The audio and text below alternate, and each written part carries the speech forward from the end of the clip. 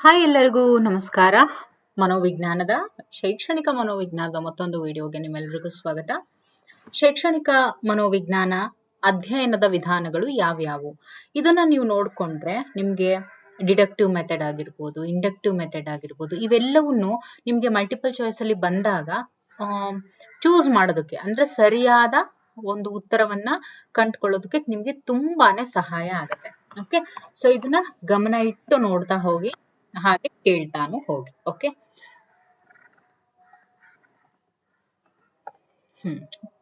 ಶೈಕ್ಷಣಿಕ ಮನೋವಿಜ್ಞಾನ ಅಧ್ಯಯನದ ವಿಧಾನಗಳು. ಶೈಕ್ಷಣಿಕ ಮನೋವಿಜ್ಞಾನವು ವಿದ್ಯಾರ್ಥಿಗಳ ವರ್ತನಾ ಸಮಸ್ಯೆಗಳ ಕುರಿತು ಮಾಹಿತಿ ಸಂಗ್ರಹಿಸಲು ಹಲವಾರು ವಿಧಾನ ಮತ್ತು ತಂತ್ರಗಳನ್ನ ಬಳಸುತ್ತೆ. ಅವುಗಳು ಈ ಕೆಳಕಂಡಂತೆ ಇವೆ ನೋಡಿ. ಶೈಕ್ಷಣಿಕ ಮನೋವಿಜ್ಞಾನ ಏನಿದೆ, ವಿದ್ಯಾರ್ಥಿಗಳ ವರ್ತನಾ ಸಮಸ್ಯೆಗಳು ಅಂದ್ರೆ ಸರಿಯಾಗಿ ಪಾಠ ಕೇಳದೆ ಇರೋದಾಗಿರ್ಬೋದು, ಉತ್ತಮ ಅಂಕಗಳನ್ನ ಪಡೆದೇ ಇರೋದಾಗಿರ್ಬೋದು, ಓಕೆ, ಕರಿಕ್ಯುಲರ್ ಆಕ್ಟಿವಿಟೀಸ್ ಮತ್ತೆ ಕೋ ಕರಿಕ್ಯುಲರ್ ಆಕ್ಟಿವಿಟೀಸ್ ಅಲ್ಲಿ ಸರಿಯಾಗಿ ಭಾಗವಹಿಸದೇ ಇರೋದಾಗಿರ್ಬೋದು, ಇವುಗಳ ಬಗ್ಗೆ ಮಾಹಿತಿಯನ್ನ ಸಂಗ್ರಹಿಸೋದಕ್ಕೆ ಹಲವಾರು ವಿಧಾನ ಮತ್ತು ತಂತ್ರಗಳನ್ನ ಬಳಸಬೇಕಾಗತ್ತೆ. ಓಕೆ, ಅದನ್ನ ಈ ಒಂದು ಶೈಕ್ಷಣಿಕ ಮನೋವಿಜ್ಞಾನ ನಮ್ಗೆ ತಿಳಿಸ್ಕೊಡುತ್ತೆ. ಅದರಲ್ಲಿ ಮೊದಲನೇದು ಯಾವುದು ಅಂತ ಹೇಳಿದ್ರೆ ಇಂಟ್ರಾಸ್ಪೆಕ್ಷನ್. ಇಂಟ್ರಾಸ್ಪೆಕ್ಷನ್ ಅಂದ್ರೆ ಏನು? ಅಂತರಾವಲೋಕನ ವಿಧಾನ. ಏನು? ಅಂತರಾವಲೋಕನ ವಿಧಾನ, ಇಂಟ್ರಾಸ್ಪೆಕ್ಷನ್. ಏನ್ ಹೇಳುತ್ತೆ ಇಂಟ್ರಾಸ್ಪೆಕ್ಷನ್ ಅಂತ ಹೇಳಿದ್ರೆ, ಅಂತರಾವಲೋಕನವೆಂದ್ರೆ ವ್ಯಕ್ತಿ ತನ್ನ ವರ್ತನೆಯನ್ನ ತಾನೇ ಆಂತರಿಕವಾಗಿ ವೀಕ್ಷಿಸೋದು. ತನ್ನನ್ನ ತಾನೇ ನನ್ನನ್ನ ನನ್ನೊಳಗಡೆಯಿಂದ ನಾನ್ ಮಾಡಿದ್ ಸರಿನಾ ತಪ್ಪಾ ಅಂತ ವೀಕ್ಷಿಸೋದು. ಈ ವಿಧಾನವನ್ನ ಎ.ಬಿ. ಟಿಶ್ನರ್ ರವರು ಪ್ರತಿಪಾದಿಸಿದ್ದಾರೆ. This is very very very important. ಇದನ್ನ ಬಹಳಷ್ಟು ಸಲ CTET ಮತ್ತೆ TET ನಲ್ಲಿ ರಿಪೀಟ್ ಆಗಿರುವಂತ ಒಂದು ಕ್ವೆಶನ್. ಓಕೆ, ಸೊ ಅಂತರಾವಲೋಕನ ಅಂತ ಕೂಡಲೇ ನಿಮ್ ತಲೆನ ಏನ್ ಬರ್ಬೇಕು? ಎ.ಬಿ. ಟಿಶ್ನರ್. ಓಕೆ, ಅಂತರಾವಲೋಕನ ಅಂತ ಕೂಡಲೇ ತಲೆನಲ್ಲಿ ಏನ್ ಬರ್ಬೇಕು? ಎ.ಬಿ. ಟಿಶ್ನರ್. ಇವರು ಇದನ್ನ ಪ್ರತಿಪಾದಿಸಿದ್ದಾರೆ. ಯಾವುದು?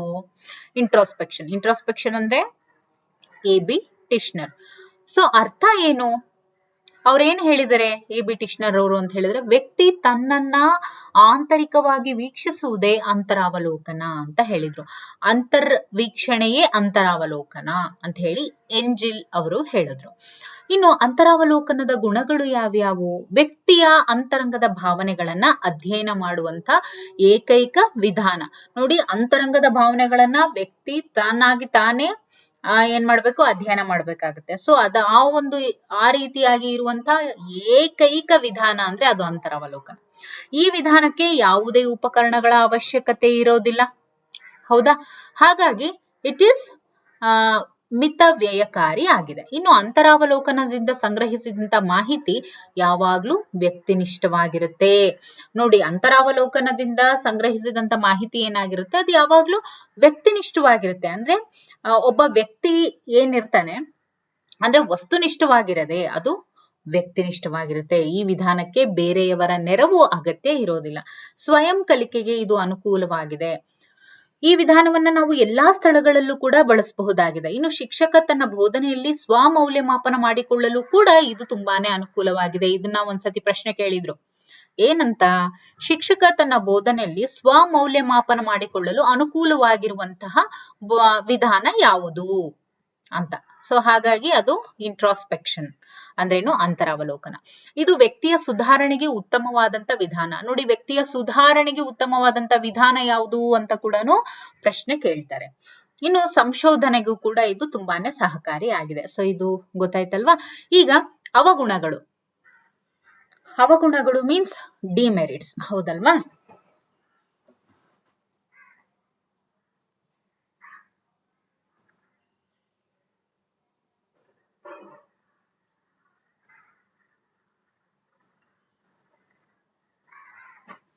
ಡಿಮೆರಿಟ್ಸ್ ಅನ್ನ ನಾವು ನೋಡ್ತಾ ಹೋದ್ರೆ, ಇದು ವ್ಯಕ್ತಿನಿಷ್ಠವಾಗಿದೆ. ಚಿಕ್ಕ ಮಕ್ಕಳು ಮತ್ತು ಬುದ್ಧಿಮಾಂದ್ಯರಿಗೆ ಇದು ಉಪಯುಕ್ತ ಆಗೋದಿಲ್ಲ. ಇದು ವೈಜ್ಞಾನಿಕ ಪದ್ಧತಿಯಿಂದ ಕೂಡಿರೋದಿಲ್ಲ. ಇದರಿಂದ ಸ್ಪಷ್ಟವಾದ ಮಾಹಿತಿ ತಿಳಿಯೋದಿಲ್ಲ. ವಿಶ್ವಸನೀಯತೆಯಿಂದ ಕೂಡಿರೋದಿಲ್ಲ. ಇಲ್ಲಿ ವೀಕ್ಷಕನೇ ವೀಕ್ಷಣೆಗೆ ಒಳಗಾಗೋದ್ರಿಂದ ಅಸ್ವಸ್ಥತೆಯಿಂದ ಕೂಡಿರಬಹುದು. ಸೊ ಇದಿಷ್ಟು ಏನು? ಅಂತರಾವಲೋಕನ. ಈಗ ನಿಮ್ಗೆ ಗೊತ್ತಾಯ್ತಲ್ವಾ? ಶೈಕ್ಷಣಿಕ ಮನೋವಿಜ್ಞಾನ ಅಧ್ಯಯನ ವಿಧಾನಗಳಲ್ಲಿ ಮೊದಲನೇದು ಯಾವುದು ಅಥವಾ ಒಂದು ಯಾವುದು ಅಂತ ಹೇಳಿದ್ರೆ ದಟ್ ಇಸ್ ಅಂತರಾವಲೋಕನ, ಇಂಟ್ರಾಸ್ಪೆಕ್ಷನ್. ಈಗ ಅದು ಮುಗೀತು. ಈಗ ನೆಕ್ಸ್ಟ್ ಯಾವುದು? Observation method. ಈಗ ಅಂತರಾವಲೋಕನ ಫಸ್ಟ್ ನಮ್ಮಿಂದಾನೇ ಶುರುವಾಗ್ಬೇಕು. ನಮ್ಮನ್ನ ನಾವು ಕಂಡ್ಕೋಬೇಕು, ಹೌದಲ್ವಾ? ವ್ಯಕ್ತಿಯಿಂದ ಶುರುವಾಗಿದೆ ಏನು ಅಧ್ಯಯನ ವಿಧಾನ. ಸೊ ಮೊದಲನೇದು ಅಂತರಾವಲೋಕನ ವಿಧಾನ. ಇದು ಮುಗೀತು. ನಮ್ಮನ್ನ ನಾವು ನೋಡ್ಕೊಂಡಿದ್ ಮುಗೀತು. ಇವಾಗ ಬೇರೆಯವ್ರನ್ನ ನೋಡೋದು, ವೀಕ್ಷಣಾ ವಿಧಾನ. Okay, observation method. ವೀಕ್ಷಣೆಯನ್ನ ಅವಲೋಕನವೆಂತಲೂ ಕರೆಯುವರು. ಅಂದ್ರೆ ವೀಕ್ಷಣೆಯನ್ನ ಅವಲೋಕನ ಅಂತ ಕೂಡ ಕರೀತಾರೆ, ಅಂದ್ರೆ ಅವಲೋಕನ ವಿಧಾನ ಅಂತ ಕೂಡ ಕರೀತಾರೆ. ವೀಕ್ಷಣೆ ಎಂದರೆ ಗಮನವಿಟ್ಟು ನೋಡುವುದು ಅಂತ ಅದರ ಅರ್ಥ. ಎ.ಬಿ. ವ್ಯಾಟ್ಸನ್ ರವರು ವೀಕ್ಷಣಾ ವಿಧಾನವನ್ನ ಪ್ರತಿಪಾದಿಸಿದ್ರು. ಈಗ ನಿಮ್ಗೆ ಗೊತ್ತಾಗ್ಬೇಕು. ಏನ್ ಗೊತ್ತಾಗ್ಬೇಕು? ಇಂಟ್ರಾಸ್ಪೆಕ್ಷನ್ ಮೆಥಡ್ ಅನ್ನ ಯಾರು ಪರಿಚಯಿಸಿದಂತವ್ರು? ಟಿಶ್ನರ್ ಅವರು.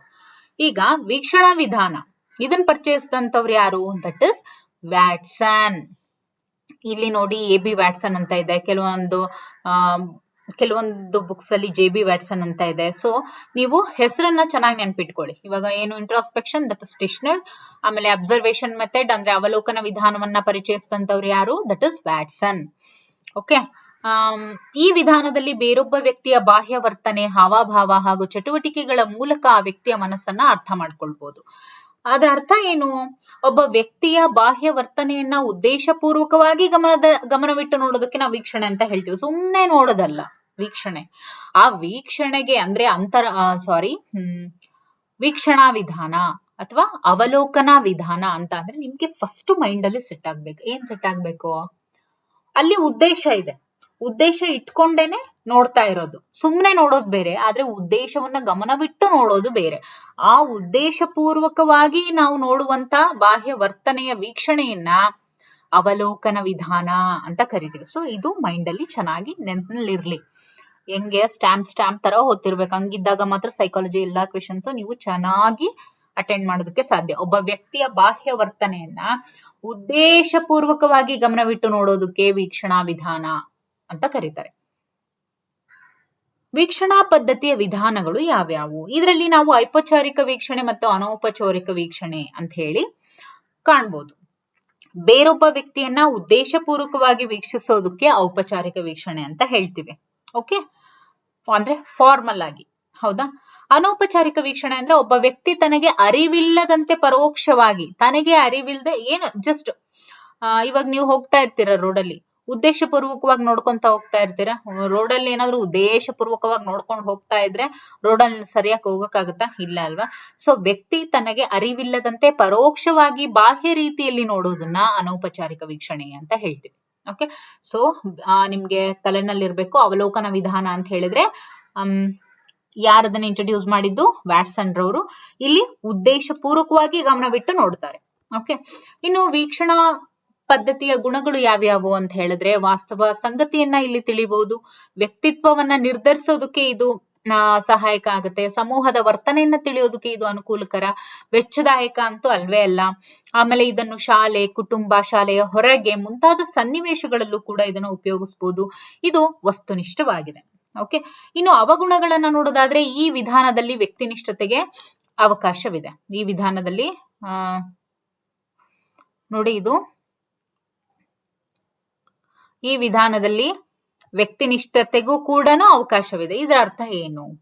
ಎನಿಬಡಿ ನೋಡಿ, ವ್ಯಕ್ತಿನಿಷ್ಠತೆಗೆ ಅವಕಾಶವಿದೆ. ವ್ಯಕ್ತಿನಿಷ್ಠತೆಗೆ ಅವಕಾಶ ಇದೆ ಅಂತ ಯಾಕೆ ಬಂತು ಇಲ್ಲಿ ಅಂತ ಹೇಳಿದ್ರೆ, ಈಗ ನೋಡಿ, ಯಾರು ನಮ್ಮನ್ನ ಪರ್ಟಿಕ್ಯುಲರ್ ಆಗಿ ಅಬ್ಸರ್ವ್ ಮಾಡ್ತಾ ಇದ್ದಾರೆ ಅಂತ ಹೇಳಿದಾಗ ಏನ್ ಮಾಡ್ತಾರೆ ಕೆಲವರು, ತಾನು ಒಳ್ಳೆಯವರು ಅಲ್ಲದೆ ಹೋದ್ರು ಕೂಡ ಒಳ್ಳೆಯವ್ರ ತರ ನಟನೆ ಮಾಡೋದಾಗಿರ್ಬೋದು. ಓಕೆ, ಈ ರೀತಿಯಾಗಿ. ಸೊ ಅಂದ್ರೆ ನಾನು ಒಳ್ಳೆಯವರು ಅಂತ ಬಿಂಬಿಸ್ಕೊಳ್ಳೋದು.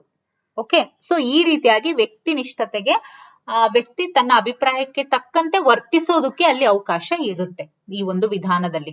ಅಂದ್ರೆ ನಮ್ಮನ್ನ ಯಾರಾದ್ರೂ ವೀಕ್ಷಣೆ ಮಾಡ್ತಾ ಇದ್ದಾರೆ ಅನ್ನುವಂತ ಸಂದರ್ಭದಲ್ಲಿ. ಓಕೆ, ಆಮೇಲೆ ಅಂತರ ವಿಷಯಗಳನ್ನ ತಿಳಿಯೋದಕ್ಕೆ ಇಲ್ಲಿ ಅಸಾಧ್ಯ. ಓಕೆ, ಅನುಭವಿ ಸಮರ್ಥ ವೀಕ್ಷಕರ ಅಭಾವ. ಆಮೇಲೆ ಒಬ್ಬ ವ್ಯಕ್ತಿಯ ಎಲ್ಲಾ ಅಂಶಗಳನ್ನ ದಾಖಲಿಸೋದು ತುಂಬಾನೇ ಅಸಾಧ್ಯ. ಆಮೇಲೆ ಕೆಲವು ಸಂದರ್ಭಗಳಲ್ಲಿ ಹೆಚ್ಚು ಸಮಯವನ್ನ ಇದು ತೆಗೆದುಕೊಳ್ಬಹುದು. ಓಕೆ, ಸೊ ಈಗ ಕ್ಲಿಯರ್ ಅಲ್ವಾ? ಈಗ ಚೆನ್ನಾಗಿ ನೆನಪಿನಲ್ಲಿ ಇಟ್ಕೊಳ್ಳಿ, ಇಂಟ್ರೋಸ್ಪೆಕ್ಷನ್ ಮತ್ತೆ observation. Observation method. Okay, observation method ಅಂದ್ರೇನು? ಅವಲೋಕನ ವಿಧಾನ. ಇಂಟ್ರೋಸ್ಪೆಕ್ಷನ್ ಯಾರು ಇಂಟ್ರೊಡ್ಯೂಸ್ ಮಾಡಿದ್ದು? ಟಿಶ್ನರ್ ಅವರು. ಅವಲೋಕನ ವಿಧಾನ ವ್ಯಾಟ್ಸನ್ ರವರು. ಈಗ ಮುಂದೆ ಹೋಗೋಣ. ದಟ್ ಈಸ್ ಪ್ರಾಯೋಗಿಕ ವಿಧಾನ ಅಂದ್ರೇನು? Experimental method. ಎಕ್ಸ್ಪೆರಿಮೆಂಟಲ್ ಮೆಥಡ್ ಇದು ಒಬ್ಬ ವ್ಯಕ್ತಿ ಸ್ಥಳ ಸನ್ನಿವೇಶಗಳ ಮಾಹಿತಿಯನ್ನ ವೈಜ್ಞಾನಿಕವಾಗಿ ಪಡೆಯುವಂತ ವಿಶ್ವಾಸನೀಯವಾದ ವಿಧಾನ ಆಗಿದೆ. ಒಬ್ಬ ವ್ಯಕ್ತಿಯ ಸ್ಥಳ ಮತ್ತೆ ಸನ್ನಿವೇಶಗಳ ಮಾಹಿತಿಯನ್ನ, ಇದನ್ನ ಎಕ್ಸ್ಪೆರಿಮೆಂಟಲ್ ಮೆಥಡ್ ಅಂತ ಹೇಳ್ತೀವಿ. ಈಗ ಇದು ಒಬ್ಬ ವ್ಯಕ್ತಿ ಮತ್ತೆ ಸ್ಥಳ ಮತ್ತೆ ಸನ್ನಿವೇಶಗಳ ಮಾಹಿತಿ ಅಂದ್ರೆ ಒಬ್ಬ ವ್ಯಕ್ತಿಯ ಬಗ್ಗೆ ಮಾಹಿತಿ ಆಗಿರ್ಬೋದು, ಸ್ಥಳದ ಬಗ್ಗೆ ಮಾಹಿತಿ ಆಗಿರ್ಬೋದು, ಅಥವಾ ಸನ್ನಿವೇಶದ ಬಗ್ಗೆ ಮಾಹಿತಿ ಆಗಿರ್ಬೋದು, ಇವುಗಳನ್ನ ವೈಜ್ಞಾನಿಕವಾಗಿ ಪಡೆಯುವಂತಹ ವಿಶ್ವಾಸನೀಯವಾಗಿರುವಂತಹ ವಿಧಾನವೇ ಎಕ್ಸ್ಪೆರಿಮೆಂಟಲ್ ಮೆಥಡ್. ಇದನ್ನ ವಿಲ್ಹೆಮ್ ವೂಂಟ್ ರವರು ಪ್ರತಿಪಾದಿಸಿದ್ದಾರೆ. ವಿಲ್ಹೆಮ್ ವೂಂಟ್ ರವರು ಪ್ರತಿಪಾದಿಸಿದ್ದಾರೆ. ಸೊ ಟಿಶ್ನರ್ ಅವರು ಯಾವ್ದನ್ನ ಪ್ರತಿಪಾದಿಸಿದ್ರು? ಇಂಟ್ರಾಸ್ಪೆಕ್ಷನ್. ಅವಲೋಕನ ವಿಧಾನ ವ್ಯಾಟ್ಸನ್ ರವರು. ಇನ್ನು ವಿಲ್ಹೆಮ್ ವೂಂಟ್ ರವರು ಎಕ್ಸ್ಪೆರಿಮೆಂಟಲ್ ಮೆಥಡ್ ಅಂತ ಹೇಳಿ ಚೆನ್ನಾಗಿ ನೆನಪಿನಲ್ಲಿ ಇಟ್ಕೋಬೇಕು. ಒಬ್ಬ ವ್ಯಕ್ತಿಯ ಮಾನಸಿಕ ಸ್ಥಿತಿಗಳನ್ನ ವೈಜ್ಞಾನಿಕವಾಗಿ ತಿಳಿಯುವುದೇ ಪ್ರಾಯೋಗಿಕ ವಿಧಾನ ಅಂತ ಹೇಳ್ತೀವಿ. ಇನ್ನು ಇದರ ಗುಣಗಳನ್ನ ನೋಡೋದಾದ್ರೆ ವಾಸ್ತವ ಸತ್ಯಾನುಸತ್ಯತೆಯನ್ನ ತಿಳಿದುಕೊಳ್ಳಬಹುದಾಗಿದೆ, ಇದು ವಿಶ್ವಾಸನೀಯವಾಗಿರುತ್ತೆ, ಪ್ರಯೋಗಗಳನ್ನ ಪುನರಾವರ್ತನೆ ಮಾಡಿ ಫಲಿತಾಂಶ ಕಂಡುಕೊಳ್ಳಬಹುದಾಗಿದೆ, ಜೊತೆಗೆ ಇದು ವ್ಯಕ್ತಿನಿಷ್ಠತೆಯನ್ನ ಖಂಡಿತವಾಗ್ಲೂ ತಡೆಗಟ್ಟುತ್ತೆ. ಇಲ್ಲಿ ಅನುಭವಿ ಪ್ರಯೋಗಕಾರರ ಅಭಾವ ಇರುತ್ತೆ. ಅಂದ್ರೆ ಎಲ್ರೂ ಕೂಡ ಇಲ್ಲಿ ಎಕ್ಸ್ಪೆರಿಮೆಂಟಲ್ ಮೆಥಡ್ ಅನ್ನ ಮಾಡೋದಕ್ಕೆ ಅನುಭವ ಇರೋರು ಪ್ರಯೋಗಕಾರ ಬೇಕಾಗುತ್ತೆ. ಬಟ್ ಇದ್ರ ಕೆಲವೊಂದ್ಸತಿ ಎಲ್ಲಾ ಕಡೆನೂ ನಮ್ಗೆ ಅಲ್ಲಿ ಲಭ್ಯ ಇರೋದಿಲ್ಲ. ಸೊ ಅದರ ಅಭಾವ. ಹೆಚ್ಚು ಉಪಕರಣದ ಬಳಕೆ ಇರೋದ್ರಿಂದ ವೆಚ್ಚದಾಯಕ ಆಗಿದೆ. ತರಬೇತಿ ಅವಶ್ಯಕತೆ ಇರುವುದರಿಂದ ಎಲ್ಲಾ ವ್ಯಕ್ತಿಗಳು ಕೂಡ ಬಳಸೋದಕ್ಕೆ ಅಸಾಧ್ಯ. ಆಮೇಲೆ ನಿಜ ಜೀವನದ ಸನ್ನಿವೇಶಗಳನ್ನ ಪುನರಾವರ್ತಿಸೋದಕ್ಕೆ ಇಲ್ಲಿ ಅಸಾಧ್ಯ. ಈಗ ನೋಡಿ ಕೇಸ್ ಸ್ಟಡಿ. ವ್ಯಕ್ತಿ ಅಧ್ಯಯನದಿಂದ ಒಬ್ಬ ವ್ಯಕ್ತಿಯ ಚರಿತ್ರೆ, ಹಿನ್ನೆಲೆ ಮತ್ತು ಸಂಸ್ಥೆಯ ಎಲ್ಲ ಅಂಶಗಳನ್ನ ಸಂಗ್ರಹಿಸೋದಕ್ಕೆ ಅನುಕೂಲ ಆಗಿರುವಂತದ್ದು ಈ ಕೇಸ್ ಸ್ಟಡಿ. ಕೇಸ್ ಸ್ಟಡಿಯನ್ನ ಏನಕ್ಕೆ ಉಪಯೋಗಿಸ್ತಾರೆ ಅನ್ನೋದು ತಲೆನಲ್ಲಿ ಇರ್ಬೇಕು. ಒಬ್ಬ ವ್ಯಕ್ತಿಯ ಚರಿತ್ರೆ, ಹಿನ್ನೆಲೆ ಮತ್ತೆ ಅಥವಾ ಜೊತೆಗೆ ಒಂದು ಸಂಸ್ಥೆ, ಈ ಎಲ್ಲಾ ಅಂಶಗಳನ್ನ ಸಂಗ್ರಹಿಸೋದಕ್ಕೆ ಕೇಸ್ ಸ್ಟಡಿ ಕಂಪ್ಲೀಟ್ ಪ್ಯಾಕೇಜ್ ಏನಿರುತ್ತೆ ಅದನ್ನ ಅಧ್ಯಯನ ಮಾಡೋದನ್ನ ಕೇಸ್ ಸ್ಟಡಿ ಅಂತ ಹೇಳ್ತಿದ್ರು. ಇದನ್ನ DFD ಬುಕ್ಸ್ ರವರು ಇಂಟ್ರೊಡ್ಯೂಸ್ ಮಾಡಿದ್ರು. DFD ಬುಕ್ಸ್ ರವರು ಇಂಟ್ರೊಡ್ಯೂಸ್ ಮಾಡಿದ್ರು. ಇಂಟ್ರಾಸ್ಪೆಕ್ಷನ್ ಟಿಶ್ನರ್. ವಿಲ್ಹೆಮ್ ವೂಂಟ್ ರವರು ಏನ್ ಇಂಟ್ರೊಡ್ಯೂಸ್ ಮಾಡಿದ್ರು? Experimental method. Observation method Watson. Case study ಬಂದು DFD ಬುಕ್ಸ್ ರವರು. ಸೊ ಗುಣಗಳನ್ನ ನೋಡೋದಾದ್ರೆ ವ್ಯಕ್ತಿಯ ವ್ಯಕ್ತಿತ್ವವನ್ನ ನಿರ್ಧರಿಸೋದಕ್ಕೆ ಇದು ಅನುಕೂಲ, ವ್ಯಕ್ತಿಯ ಅಂತರ್ ಸಂಬಂಧಗಳನ್ನ ತಿಳಿಯೋದಕ್ಕೆ ಅನುಕೂಲ, ಅದ್ವಿತೀಯ ವ್ಯಕ್ತಿಯನ್ನಾಗಿ ಮಗುವನ್ನ ಮಾಡ್ಲಿಕ್ಕೆ ಇದು ತುಂಬಾನೇ ಉಪಯುಕ್ತ. ಆಮೇಲೆ ಅದ್ವಿತೀಯ ವ್ಯಕ್ತಿಯನ್ನಾಗಿ ಅಧ್ಯಯನ ಮಾಡಬಹುದು. ಆಮೇಲೆ ಸಮಸ್ಯೆಗಳನ್ನ ಗುರುತಿಸಿ ಪರಿಹರಿಸುವಲ್ಲೂ ಕೂಡ ಕೇಸ್ ಸ್ಟಡಿ ಉಪಯುಕ್ತವಾಗಿದೆ. ಕೆಲವೊಂದ್ಸರಿ ಕ್ವಶನ್ಸ್ ಹೆಂಗೆ ಬರುತ್ತೆ ಅಂದ್ರೆ ಸಮಸ್ಯೆಗಳನ್ನ ಗುರುತಿಸಿ ಪರಿಹರಿಸುವಲ್ಲಿ ಉತ್ತಮವಾಗಿ ಇರುವಂತ ವಿಧಾನ ಯಾವುದು ಅಂತ ಕೇಳ್ತಾರೆ. That is case study. ಅವಗುಣಗಳು ಬಂದು ಹೆಚ್ಚು ಸಮಯದ ಅಗತ್ಯ ಇರುತ್ತೆ. ಯಾಕಂದ್ರೆ ಕೇಸ್ ಸ್ಟಡಿ ಅನ್ನುವಂಥದ್ದು it is long term process. So ಹಾಗಾಗಿ ತುಂಬಾ ಸಮಯ ಬೇಕಾಗುತ್ತೆ. ವ್ಯಕ್ತಿನಿಷ್ಠತೆಗೆ ಇಲ್ಲಿ ಅವಕಾಶ ಇದೆ.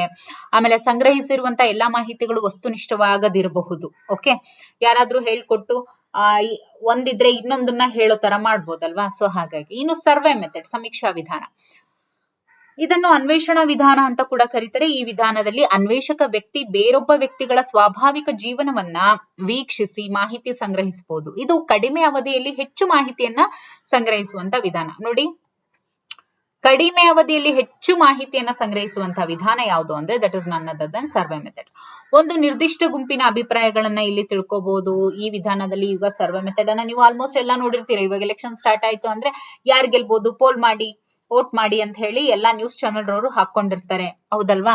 So that is survey method. ಕಡಿಮೆ ಅವಧಿಯಲ್ಲಿ ಹೆಚ್ಚು ಮಾಹಿತಿಯನ್ನ ಸಂಗ್ರಹಿಸುವಂತ ವಿಧಾನ ಆಗಿದೆ. ಗುಣಗಳು: ಒಂದು ನಿರ್ದಿಷ್ಟ ಗುಂಪಿನ ಅಭಿಪ್ರಾಯಗಳನ್ನ ತಿಳಿದುಕೊಳ್ಳಬಹುದು. ಈ ವಿಧಾನದಲ್ಲಿ ಗೌಪ್ಯತೆ ಕಾಪಾಡುವುದರಿಂದ ಸಂಕೋಚವಿಲ್ಲದ ಪ್ರತಿಕ್ರಿಯೆ ನೀಡ್ತಾರೆ. ಓಕೆ,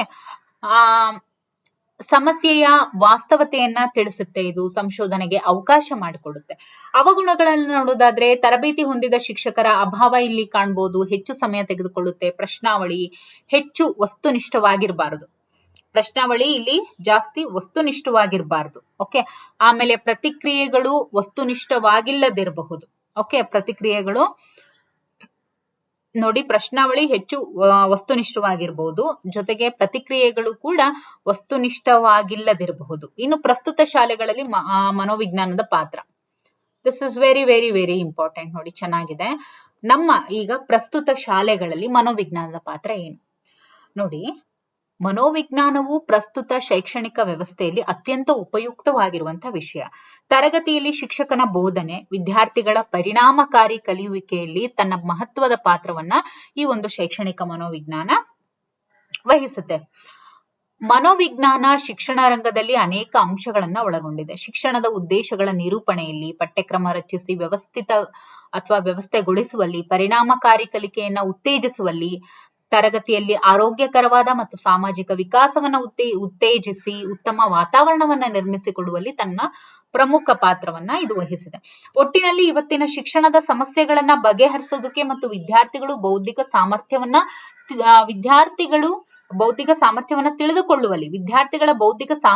ತಿಳಿದುಕೊಳ್ಳುವಲ್ಲಿ ಮನೋವಿಜ್ಞಾನ ವಿಷಯವು ಅತ್ಯಂತ ಅವಶ್ಯಕವಾಗಿದೆ.